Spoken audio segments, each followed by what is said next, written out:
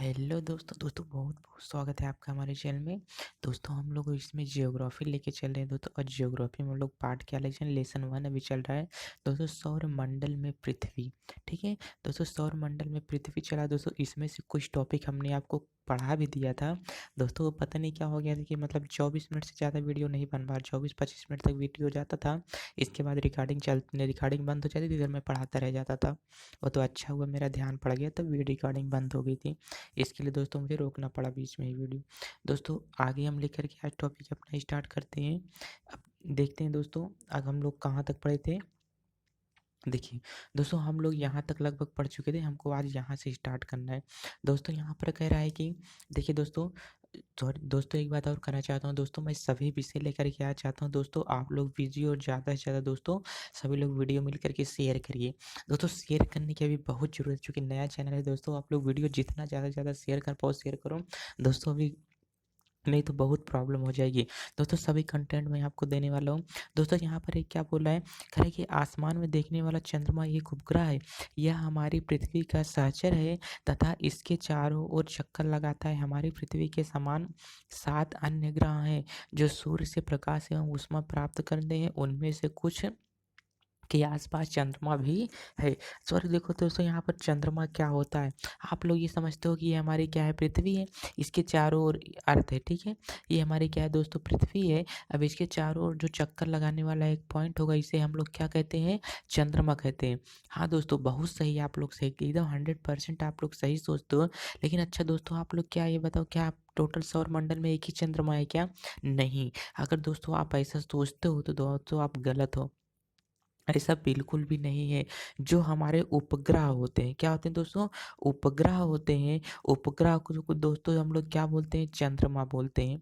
इतना ध्यान में देखना, उपग्रह को ही हम लोग क्या बोलते हैं, चंद्रमा बोला जाता है। इसी प्रकार जो हमारा बृहस्पति के पास सबसे ज़्यादा चंद्रमा है दोस्तों, मतलब उसके पास मून की संख्या क्या है, सबसे ज़्यादा चंद्रमा उसके पास है। दोस्तों आप लोग इतना ध्यान में रख करके हमेशा अच्छे से चला करो। चलते हैं दोस्तों, हम लोग आगे देख के चलते हैं। देखिए दोस्तों, इसमें मैं आपको एक टॉपिक पढ़ाना भूल गया। देखिए दोस्तों, मैं आपको यहाँ पर क्लियर कर देता हूँ पहले। देखिए अगर दोस्तों ये वाला हमारा दोस्तों क्या होता है, सन होता है। तो सूर्य के पहले सबसे निकट क्या है दोस्तों, हमारा बुध है। फिर क्या है दोस्तों, शुक्र है। फिर क्या है, हमारी पृथ्वी है। फिर क्या है दोस्तों, मंगल है। फिर उसके बाद क्या है दोस्तों, बृहस्पति है। बी लिख देता हूँ दोस्तों। फिर क्या है दोस्तों, बृहस्पति है। फिर क्या है, हमारा शनि है। और फिर उसके बाद दोस्तों हमारा क्या है, यूरेनस है। और उसके बाद जाकर के क्या पड़ता है, हमारा नेपच्यून पड़ता है। नेपच्यून को ग्रह की श्रेणी में नहीं रखा गया है। ध्यान देना दोस्तों, ये 4 हमारे दोस्तों क्या हो गए हैं, अलग हो गए हैं। और इसके बाद प्लूटो है, सॉरी दोस्तों, प्लूटो को हमारा ग्रह की श्रेणी में नहीं रखा गया। सॉरी दोस्तों, गलती हो गया। नेपच्यून को भी क्या किया गया, ग्रह की श्रेणी में रखा गया। दोस्तों इधर के हम लोग 4 देख लेते हैं, ध्यान देना। इधर के दोस्तों हम लोग 4 देख लेते हैं, और इधर के 4 देख लेते हैं। मतलब कहाँ दोस्तों, बुध से लेकर के कहाँ पर, बुध से लेकर के जो मंगल तक हमारे होते हैं, इसको हम लोग क्या बोलते हैं, आंतरिक ग्रह बोलते हैं। क्या बोलते हैं, आंतरिक ग्रह बोला जाता है। और उसके बाद जितने होते हैं दोस्तों, उसे हम लोग क्या बोल सकते हैं, बाहरी ग्रह बोलते हैं, अथवा जोवियन ग्रह बोला जाता है। 1 मिनट में आपको स्टार्टिंग में यही पॉइंट दिखा देता हूँ, इसमें है कि नहीं दोस्तों। देखिए यहाँ पर जो हमारा दोस्तों जितने हमारे दिख रहे हैं, ध्यान देना 1 मिनट के लिए। अगर छोटा होता है, अब इससे छोटा तो नहीं हो रहा है दोस्तों। ये वाला हमारा क्या दोस्तों, देखो देखो देखो, ये जितने हमको 4 ग्रह हमारे दिख रहे हैं, इन चारों के चारों को क्या बोलते हैं दोस्तों, आंतरिक ग्रह बोला जाता है। क्या बोलते हैं, आंतरिक ग्रह बोला जाता है। और इसके बाहर जो हमारे ग्रह हमको दिखाई देते हैं दोस्तों, इसे हम लोग क्या बोल सकते हैं, बाहरी ग्रह बोलेंगे। ये वाला यहाँ से लेकर के दोस्तों,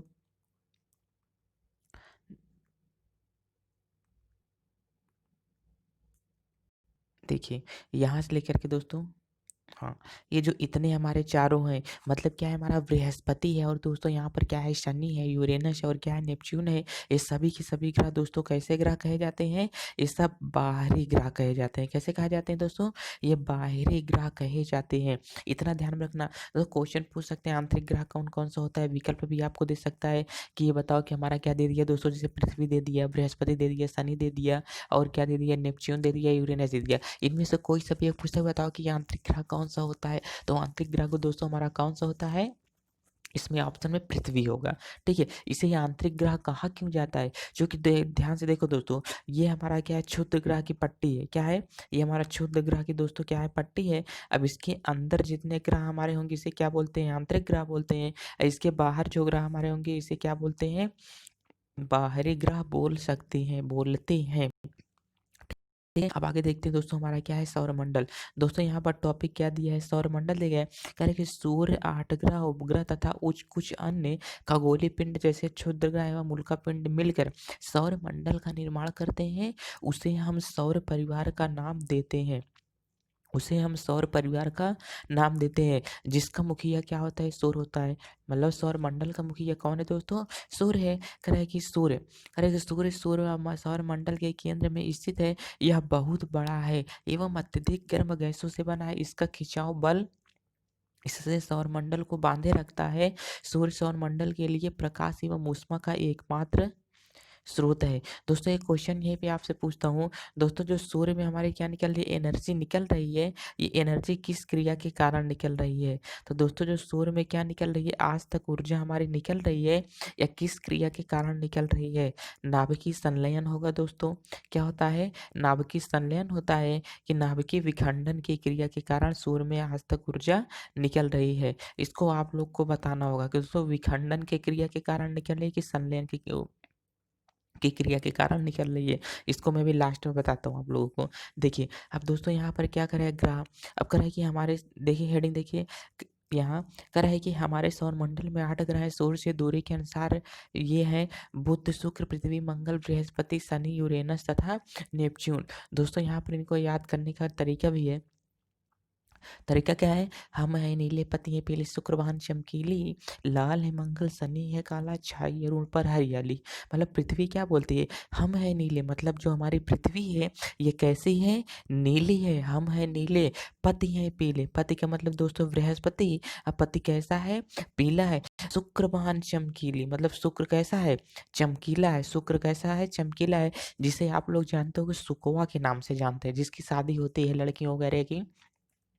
हाँ, लड़के या लड़की की शादी होगी ना, तो जिसकी शादी होती है दोस्तों, जब वो क्या करती है, ससुराल जाती है, ससुराल से उसके मायके या तो मायके से ससुराल, ऐसा आने-जाने में कहते हैं सुकवा या मतलब शुक्र और बृहस्पति, ये दोनों बहुत, मतलब इनको देख कर के आया जाया जाता है ताकि ग्रहण उस पर ना लगे। व्हाटएवर जैसा भी हो, लेकिन मतलब किस क्रिया के कारण ये सब होता है, हमारे घर वाले ऐसा कुछ करते हैं, ये मुझे नहीं पता है। लेकिन जिसके यहाँ सिस्टर की या बुआ की या मतलब किसी की मौसी की लड़की की अगर शादी-वादी हुआ रहता है तो वहाँ पर ऐसा करते हैं। तो जिसे आप लोग सुकवा कहते हो, एक्चुअली में ये वो क्या होता है, हमारा शुक्र ग्रह ही होता है। वो शुक्र ग्रह ही होता है। और जो हम कभी-कभी देखो, जो जल्दी निकल आता है और देर तक चमकता है सुबह तक, वो आखिर में सुकवा ही होता है। लोग कहते हैं देखो सुकवा निकल गया, सुकवा बिफैया इसे बोला जाता है। ठीक है? तो बस ऐसे ही जो ब्राह्मण होंगे उनको पता होगा सुकवा बिफैया क्या होता है। सभी को पता है तो, लेकिन ब्राह्मण लोगों को ज़्यादा ये सब चीज़ें पता होती हैं। चलिए आगे देखते हैं। देखिए दोस्तों, अब कह रहे हैं कि सौरमंडल के सभी 8 ग्रह एक निश्चित दूरी पर सूर्य का चक्कर लगाते रहते हैं। ये रास्ते में दीर्घवृत्ताकार में फैले हुए हैं। भाई देखिए ये कक्षा कहलाते हैं। देखिए अगर हमने कहा दोस्तों ये क्या है, सूर्य है, तो इस प्रकार से चक्कर लगाते हैं। कैसा, इस प्रकार से, मतलब दीर्घवृत्ताकार में चक्कर लगाते रहते हैं। अब एक टॉपिक आपको यहीं पर क्लियर कर देता हूँ। अगर ये दोस्तों हमारा क्या होगा, सूर्य होगा, और सभी ग्रह क्या करते हैं, दीर्घवृत्ताकार में चक्कर लगाते रहते हैं। अब हमने कहा, मान लेता हूँ दोस्तों ये क्या है, पृथ्वी है। ये पृथ्वी की कक्षा है, और दोस्तों अगर पृथ्वी इसमें चक्कर लगा रही है तो देखिए मान लेते हैं ये क्या है दोस्तों, पृथ्वी है। अब पृथ्वी जब सूर्य से क्या होती है दोस्तों, दूर होती है, तब हम लोग को क्या पड़ता है, गर्मी का मौसम पड़ता है। जब क्या करती है, नज़दीक आ जाती है, तो हमको कैसा मौसम अनुभव होता है, ठंड का मौसम अनुभव होता है। इसका मतलब क्या होता है, नहीं, गलत बता दिया।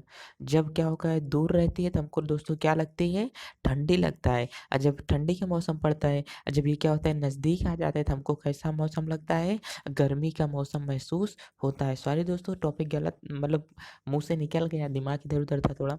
आइए कंसंट्रेट होकर के अच्छे से देखते हैं। इसी प्रकार कह रहा है कि अभी तक प्लूटो भी एक ग्रह माना जाता था, परंतु अंतर्राष्ट्रीय खगोलीय संगठन ने अपनी बैठक में अगस्त 2006 में यह निर्णय लिया कि कुछ समय पहले खोजे गए अन्य खगोलीय पिंड तथा प्लूटो बौने ग्रह कहे जाते हैं। दोस्तों बौने ग्रह क्या होते हैं, आइए हम लोग इसको आगे देखते हैं। दोस्तों यहाँ पर पहले देख लेते हैं क्या टॉपिक दे रहा है।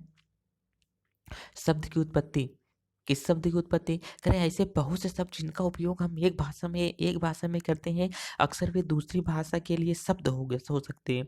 उदाहरण के लिए ज्योग्राफी का एक अंग्रेजी शब्द है या ग्रीक भाषा से लिया गया है, जिसका अर्थ पृथ्वी का विवरण होता है। 2 ग्रीक शब्दों से मिलकर बना है। एक तो क्या है दोस्तों, हमारा जीई है, जी शब्द का अर्थ पृथ्वी एवं ग्राफिया शब्द का अर्थ लिखना होता है। ग्राफिया अर्थ का लिखना होता है। आइए पृथ्वी के संबंध में और देखिए हम लोग समझते हैं। जी का मतलब क्या होता है? देखिए यहाँ पे दिया गया है दोस्तों, जी का मतलब क्या होता है? पृथ्वी। और दोस्तों यहाँ पर जो हमारा ग्राफिया होता है, इस ग्राफिया का मतलब क्या होता है दोस्तों? तो ग्राफिया का मतलब यहाँ पर हमको बता करके रखता है कि लिखना होता है। ठीक, अब इसके नीचे हम लोग थोड़ा देखते हैं। अब यहाँ पे देखो दोस्तों, यहाँ पर जियो से मिलने जुलने वाले शब्द क्या है? तो अगर जियो अब प्लस क्या होगा, लॉजी लग जाएगा, तो इसका अर्थ हम लोग क्या करेंगे? पृथ्वी का अध्ययन बोल देंगे। जियोलॉजी मतलब क्या होगा? पृथ्वी का अध्ययन हो जाएगा। अगर दोस्तों यहीं पर क्या लगे, जियो के साथ में क्या लग जाता है? मेट्रिया लग जाता है, जियोमेट्री लग जाता है, तो दोस्तों ये पृथ्वी का मापन हो जाता है। मेट्रिक मतलब क्या होगा? मापन। जियोमेट्री, ठीक है, ज्योमेट्री, ज्योमेट्री जिसे आप लोग बोलते हो, अर्थात कोण चांदा उसी में प्रयोग होता है ना। ये सब दूरी के ही मात्रक को हम लोग पढ़ते हैं, वो सब साइंस मैथ्स में पढ़ते हैं। एक्चुअली में काम हमको किस में देता है जा करके? साइंस में ही काम देता है ज़्यादातर। देखिए अब यहाँ पर क्या होगा दोस्तों, अगर यहाँ पर जियो हो जाएगा, अगर यहाँ पे आइड पढ़ेंगे तो क्या होगा? पृथ्वी के आकार के जियोआइड मतलब पृथ्वी के आकार का मापन किया जाता है। ठीक है, अब इसके नीचे दोस्तों हम लोग यहीं पे देख सकते हैं दोस्तों, पृथ्वी ग्रह है कि यहाँ पर पृथ्वी सूर्य से दूरी के हिसाब से पृथ्वी तीसरा ग्रह है, आकार में यह पांचवा सबसे बड़ा ग्रह है। यह ध्रुवों के पास थोड़ी चपटी है, यही कारण है कि इसके आकार को भूभाव कहा जाता है। भूभाव का अर्थ होता है पृथ्वी के समान आकार का। ग्रह है कि जीवन के लिए अनुकूल परिस्थितियां संभवतः केवल पृथ्वी पर ही पाई जाती हैं। मतलब टोटल सौर मंडल में, हमारे ब्रह्मांड में ऐसा है, यही पृथ्वी ही ग्रह है जिस पर सजीव पाए जाते हैं। पृथ्वी ना तो अधिक गर्म है और ना ही अधिक ठंडी है। यहाँ पानी एवं वायु उपस्थित है जो हमारे जीवन के लिए आवश्यक है।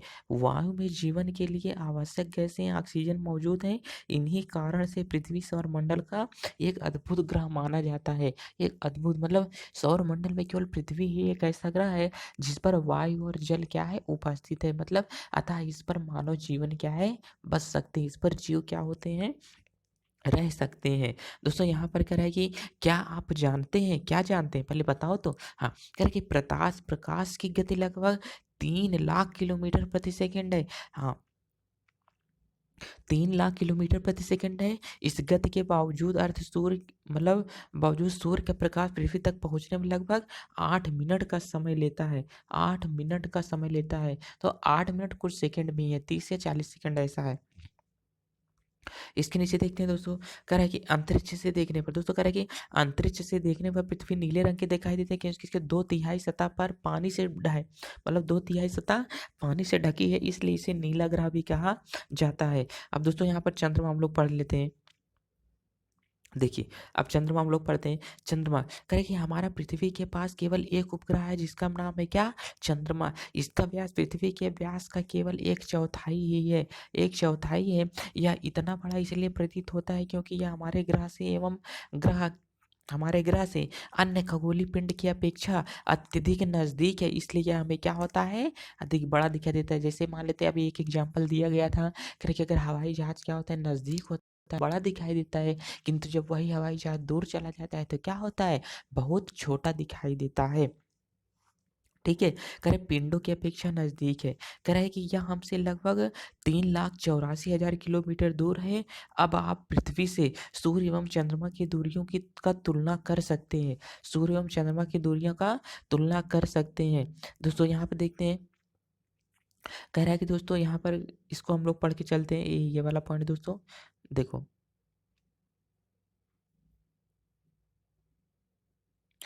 देखिए दोस्तों, यहाँ पे क्या दिया है कि उपग्रह एक खगोलीय पिंड है। क्या कह रहा है? उपग्रह एक खगोलीय पिंड है जो कि यहाँ पर कह रहा है कि ग्रहों के चारों ओर, उपग्रह एक खगोलीय पिंड है जो ग्रह के चारों ओर उसी प्रकार चक्कर लगाता है जिस प्रकार सूर्य के चारों ओर पृथ्वी चक्कर लगाती है। मानव निर्मित उपग्रह, कृत्रिम उपग्रह भी वैज्ञानिकों के द्वारा बनाया जाता है जिसका उपयोग ब्रह्मांड के बारे में जानकारी लेने के लिए उपयोग किया जाता है, उपयोग में लाया जाता है। पृथ्वी पर संचार माध्यम के लिए किया जाता है, इसे रॉकेट के द्वारा अंतरिक्ष में भेजा जाता है एवं पृथ्वी की कक्षा में स्थापित कर दिया जाता है। एकदम पृथ्वी की कक्षा में स्थापित कर दिया जाता है।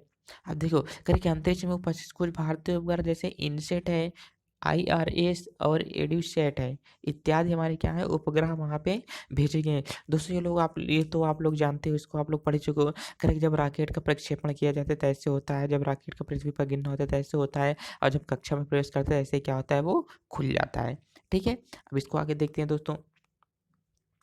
देखिए, अब यहाँ पर दोस्तों हमको कह रहा है कि चंद्रमा का पृथ्वी कह रहा है कि चंद्रमा का एक चक्कर 27 दिन में पूरा होता है। इतने ही समय में यह अपने अक्ष पर भी एक चक्कर घूम लेता है। कह रहा है इसके परिणाम स्वरूप पृथ्वी से हमें चंद्रमा का केवल एक ही भाग दिखाई पड़ता है। चंद्रमा की परिस्थितियां जीवन के लिए अनुकूल नहीं है। इसकी सतह पर पर्वत, मैदान, गड्ढे एवं जो चंद्रमा की सतह पर छाया बनाते हैं, पूर्णिमा के दिन चंद्रमा पर इनकी छाया को देखा जा सकता है। ऐसा क्या? और क्षुद्र ग्रह क्या होता है? करके तारों एवं उपग्रहों के अतिरिक्त असंख्य छोटे-छोटे पिंड भी सूर्य के चारों ओर चक्कर लगाते रहते हैं। इन पिंडों को क्षुद्र ग्रह कहा जाता है। क्या कहा जाता है? क्षुद्र ग्रह कहा जाता है। अब ध्यान से देखो, अगर कह रहा है कि तारों एवं उपग्रहों के अतिरिक्त असंख्य छोटे-छोटे पिंड सूर्य के चारों ओर चक्कर लगाते हैं। अगर ये दोस्तों आप लोग क्षुद्र ग्रह कब देख सकते हो अच्छे से? ये तो दोस्तों आप लोग बालवीर देख लो, ये तो दोस्तों आप लोग बालवीर देखो, या तो दोस्तों आप लोग शक्तिमान देखो। आप मैं इसका परेशान नहीं कर रहा हूँ, मुझे शक्तिमान और बालवीर वाले कुछ देते नहीं हैं, ठीक है? लेकिन या तो आप लोग बालवीर देखो तो शक्तिमान देखो, चूँकि उसमें कहीं न कहीं ब्रह्मांड दिखाया जाता है दोस्तों। जब एक बार कोई पिंड पृथ्वी से टकराने वाला था, तो शक्तिमान जा कर के उस उल्कापिंड को दूर ढकेला था, उसके चारों ओर घूमा था। तो वहाँ पर देखो बहुत छोटे-छोटे, छोटे-छोटे, छोटे-छोटे क्या होते हैं दोस्तों? पिंड हम उड़ते हुए दिखाई देते हैं। उसे ही क्या कहा जाता है? उल्कापिंड कहा जाता है। उसे ही हम लोग क्या कहते हैं? उल्कापिंड। एक उल्कापिंड यह चित्र में हमको दिखाया गया है, सॉरी ये क्षुद्रग्रह दिखाया गया है, ठीक है? अब दोस्तों यहाँ पर उल्कापिंड क्या होता है? उल्कापिंड का मतलब क्या होता है दोस्तों? 1 मिनट थोड़ा नीचे करना पड़ेगा। देखिए, अब यहाँ पर कह रहा है कि उल्कापिंड सूर्य के चारों ओर चक्कर लगाने वाले पत्थरों के छोटे-छोटे टुकड़ों को उल्कापिंड कहा जाता है। कभी-कभी उल्कापिंड पृथ्वी के इतने नज़दीक आ जाते हैं, उससे गुरुत्वाकर्षण शक्ति के कारण यह पृथ्वी की ओर गिरने लगते हैं। इस प्रक्रिया के दौरान वायु के साथ घर्षण होने के वक़्त गर्म होकर जलने लगते हैं। इतने चमकदार हो जाते हैं कि वह जलने लगते हैं। कभी-कभी यह बिना जले ही पृथ्वी पर गिर जाते हैं, जिससे क्या होता है धरातल पर गड्ढे बन जाते हैं। अच्छा जी, धरातल पर गड्ढे बन जाते हैं, कुछ समझ में नहीं आया कि इसका मतलब क्या है? एक बहुत बढ़िया एग्जांपल देना चाहता हूँ। हमने कहा कि आप छत पर खड़े हो, कल्पना करो आप छत पर खड़े हो, बारिश का मौसम है, आपका घर के बाहर जिसे क्या द्वार बोलते हैं, वो द्वार की ज़मीन कच्ची है। जब द्वार की ज़मीन दोस्तों कच्ची है, मतलब वहाँ पे कीचड़ है, आप छत से उठा कर के एक ईंट फेंको, छत से उठा कर के एक ईंट फेंको। ईंट का टुकड़ा क्या होता है दोस्तों? कीचड़ में धँस जाता है, लेकिन उस पर छोटा-सा क्या होता है? गड्ढा बना रह जाता है। अगर फिर से बारिश होगी तो उस गड्ढे में क्या भर जाता है? पानी भर जाता है। आपका दोस्तों ये क्या था? घर था। आप अपने घर के छत पर दोस्तों यहाँ पे खड़े थे। इस पर क्या था दोस्तों? कीचड़ था। आपने यहीं पर एक ईंट फेंकी, ईंट तो दोस्तों ज़मीन में थोड़ा धँस गई, लेकिन इसी के ऊपर दोस्तों क्या हो गया? गड्ढा हो गया है। जब फिर से ऊपर से दोस्तों क्या होगा? बारिश होगा, तो इस बारिश में क्या होता है? गड्ढे में पानी भर जाता है, और जब पानी भर जाएगा तो जो प्यासे पशु-पक्षी होंगे, पशु तो नहीं पी पाएँगे, बिल्ली वगैरह पी लेती है। सॉरी क्या होता है? बिल्ली वगैरह पानी पी लेती है, लेकिन यहाँ पर क्या होगा? जब चिड़िया वगैरह आती हैं तो वो भी पानी पीते हैं। अब गाय भैंस थोड़ी पी पाएँगे यार पानी। इसका मतलब इस गड्ढे का पानी हम लोग क्या करने लगे? हम लोग नहीं, तुम बिल्ली नहीं हो, ठीक? इस गड्ढे का पानी कुत्ते लोग या जानवर लोग क्या करने लगे? यूज़ करने लगे। ठीक इसी प्रकार से जब कोई उल्कापिंड बिना जले पृथ्वी पर गिरता है तो इतना बड़ा होता है कि पृथ्वी पर गिरता है तो घस से क्या होता है दोस्तों? वहाँ पर गड्ढा हो जाता है, और जब गड्ढा होगा तो उल्कापिंड नीचे धँस जाता है, और ऊपर क्या होता है? गड्ढा होता है। जब बारिश होता है तो उसमें क्या भर जाता है? पानी, जिसे हम लोग संज्ञा दे देते हैं झील की, तालाब की। ठीक इसी प्रकार में एक लोनार झील है। हाँ, तो एक लोनार झील है, अभी-अभी जिसका पानी कैसा हो गया था, ये मेरे मार्कर के जैसा हो गया था। जैसा मैं लिख रहा हूँ, इसे लाल समझना तो लाल समझना, पिंक समझना तो पिंक समझना, जो भी आपका मन होगा वो आप लोग समझना। लेकिन इसी कलर का पानी क्या हुआ था, हो गया था महाराष्ट्र में लोनार झील, उल्कापिंड के कारण गिरने गिरने के कारण बनी थी। उसका अगर आप लोग इमेज भी देखोगे, तो उस लोनार झील का इमेज भी दोस्तों ऐसे ही गोला करके है। तो मतलब चारों ओर हमको कैसा दिखता है, राउंड राउंड दिखता है। बात समझ में आई कि ना? आगे बढ़े, चलो ठीक है, बहुत अच्छे। इतने समझदार आप लोग हो गए हो कि क्या बताऊं। अच्छा, एक क्वेश्चन मैं आपको यहीं से और बताता हूँ। क्वेश्चन क्या है, थोड़ा समझ लो। देखो, आपके गाँव में अगर कोई नदी बहती होगी, तो नदी का पानी दूर से देखने पर दोस्तों कैसा दिखता है? नदी का पानी दूर से देखने पर एकदम व्हाइट दिखता है। कैसा दिखता है? व्हाइट व्हाइट एकदम दिखता है। तो हमने कहा नदी का पानी दोस्तों दूर से देखने पर हमको कैसा दिखता है? एकदम सफ़ेद दिखता है। बस इतना समझ के रखना, नदी के पानी दूर से देखने पर कैसा दिखता है? सफ़ेद दिखता है। कह रहे क्या है आपने खुले तारों वाले खुले आसमान में एक ओर से दूसरी ओर तक फैली हुई पट्टी इस तरह देखी है, चमकदार रास्ते को देखा है जो लाखों तारों के समूह बनाता है। कभी-कभी हम लोग देखो आसमान में देखते हैं, तो कुछ तारे हमको इतने ज़्यादा इतने नज़दीक दिखाई देते हैं, और कुछ तारे देखते हैं तो बहुत दूर-दूर होते हैं। जैसे इसको आप लोग देखो, ये तारा है, मतलब ऐसा लगता है कि जैसे कोई क्या बना है, रास्ता बना है। इसे क्या बना है, रास्ता बना है। कह रहे यह पट्टी ही क्या कहलाती है? आकाश गंगा कहलाती है। इस आकाश गंगा को ही हम लोग क्या बोलते हैं, मिल्की वे इंग्लिश में बोलते हैं, और हिंदी में क्या बोलते हैं दोस्तों, आकाश गंगा बोला जाता है। बोला, इतना बात समझ में आया दोस्तों? तो बस इसी को ही क्या कहते हैं, आकाश गंगा बोल सकते हैं। अब इसको हम लोग थोड़ा यहाँ पर देख के चलते हैं। देखिए, अब दोस्तों यहाँ पर क्या बोल रहा है, कह रहे आकाशगंगा एक भाग है। देखो, कह रहे आकाशगंगा का एक भाग प्राचीन भारत में इसकी कल्पना आकाश में प्रकाश की एक बहती नदी से की गई है। इस प्रकार इसका नाम आकाशगंगा पड़ा था। मतलब वहाँ पर आकाश में ऐसे तारे दिखाई देते हैं, मतलब जैसे सफ़ेद सफ़ेद कोई क्या बहती हो, नदी बहती हो। सफ़ेद सफ़ेद क्या बहती हो, कोई नदी बहती हो। अब जिस नदी बहती हो तो इसीलिए उसे क्या बोल देते हैं, आकाशगंगा बोल देते हैं। करके यह आकाशगंगा करोड़ों तारों, बादलों तथा गैसों की एक प्रणाली होती है। इस प्रकार की लाखों आकाशगंगाएँ मिलकर ब्रह्मांड का निर्माण करती हैं। बड़ा अच्छा! इस प्रकार की लाखों आकाशगंगाएँ मिल कर के किसका निर्माण करती हैं? ब्रह्मांड का निर्माण करती हैं। हाँ, इस प्रकार की लाखों आकाशगंगाएँ मिल कर के ब्रह्मांड का निर्माण करती हैं। अच्छा, ठीक। देखो दोस्तों, एक यहीं पर आप लोग थोड़ा टॉपिक समझ के चलना। देखो, मैं आपको बता रहा हूँ। देखो, जब बहुत सारी आकाशगंगा मिल जाएँगी दोस्तों, तो किसका निर्माण करेंगी? ब्रह्मांड का निर्माण करेंगी। किसका निर्माण करेंगी? ब्रह्मांड का निर्माण करेंगी। एक आकाशगंगा में दोस्तों हमारा क्या होगा? इसी प्रकार आकाशगंगा के अंदर दोस्तों हमारा क्या होता है? सौर परिवार होता है। क्या है? सौर परिवार हमारा है। ठीक है? दोस्तों, मेरा नाम भी है सौर्य, ठीक? लेकिन मेरा नाम शौर्य है, सौर नहीं, ठीक? शौर्य। देखो, अब यहाँ पर कह रहा है कि इसमें अब ब्रह्मांड का निर्माण करने का ब्रह्मांड की विशालता की कल्पना करना अत्यधिक कठिन है। वैज्ञानिक अभी भी इसके बारे में अधिक से अधिक जानकारी एकत्र करने में जुटे हैं। इसके आकार के संबंध में हमें कोई जानकारी नहीं है, लेकिन फिर भी हम जानते हैं कि हम सभी इसी ब्रह्मांड का हिस्सा हैं। दोस्तों, आप लोग वीडियो ज़्यादा से ज़्यादा शेयर करने याद रखें। दोस्तों, आप लोगों को भरोसा नहीं हो, दोस्तों मैं बहुत मेहनत करना पड़ा आप लोगों के पीछे। ये देखो दोस्तों, टाइम कितना हुआ है। अगर आप लोग देखना चाहो तो देखो टाइम कितना हुआ, 3:07 मतलब सुबह के 3 बजे हुए हैं। अब वीडियो स्टार्ट कब से किया था आप लोग ये भी टाइम देख सकते हो। ठीक है दोस्तों, चलिए दोस्तों, यहाँ पर हमको क्या बोल रहा है, कह रहे कि क्या आप ब्रह्मांड के साथ अपना संबंध बता सकते हैं? आप पृथ्वी पर है तथा सौर मंडल का एक भाग है। हमारा सौर मंडल आकाश गंगा का एक भाग है, जो ब्रह्मांड का एक हिस्सा है। ब्रह्मांड से जुड़े इस तथ्य पर विचार कीजिए, इनमें लाखों आकाश गंगाएं मौजूद है। इस चित्र में आपका स्थान कहाँ है? देखिए, हम कहाँ पर, ये हम है दोस्तों, हम कहाँ पर है? पृथ्वी में है। अब पृथ्वी कहाँ है? सौर मंडल में है। सौर मंडल कहाँ है? आकाश गंगा में है। आकाश गंगा कहाँ है? ब्रह्मांड में। बस यही बता रहा था कि ब्रह्मांड को के तो देखेंगे तो छोटी-छोटी आकाशगंगा है। आकाशगंगा को देखेंगे तो बहुत सारे सूर्य दिखेंगे। बहुत सारे सूर्य को देखेंगे तो पृथ्वी दिखेंगे। देखेंगे बहुत सारी पृथ्वी नहीं है कि पृथ्वी मतलब बहुत सारे ग्रह दिखते हैं। जब बहुत सारे ग्रह में एक देखेंगे पृथ्वी है, इस पृथ्वी में देखेंगे बहुत सारे मनुष्य मिलेंगे। ठीक? हाँ। बस इसके नीचे अब थोड़ा चलते हैं दोस्तों। शायद बस टॉपिक दोस्तों यहीं पर ख़त्म हो गया है। दोस्तों इसका क्वेश्चन आंसर मैं जस्ट इसके बाद लेकर के आने वाला हूँ। दोस्तों आपसे बहुत रिक्वेस्ट है दोस्तों, आप कमेंट करके दोस्तों बताएं वीडियो कैसा लगा। और दोस्तों ज़्यादा से ज़्यादा दोस्तों आप लोग शेयर करें, शेयर करने की बहुत आवश्यकता है। दोस्तों अगर आपके कक्षा से का छोटा भाई बहन हो दोस्तों भी वीडियो दिखाएं।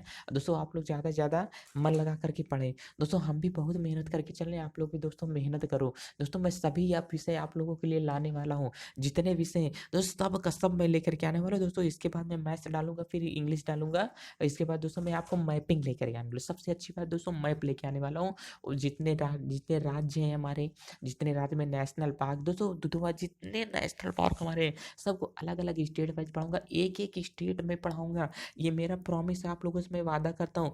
आज तक जो कुछ भी नहीं पढ़ा उसकी पढ़ाने की गारंटी मेरी। बस आप इतना लो कि आप मेरा साथ दे दो, मैं आपको वहाँ तक पहुँचा दूँगा जहाँ तक आप सोचे भी नहीं हो। 100%। बहुत बहुत दोस्तों धन्यवाद आपका वीडियो देखने के लिए। Thank you very much.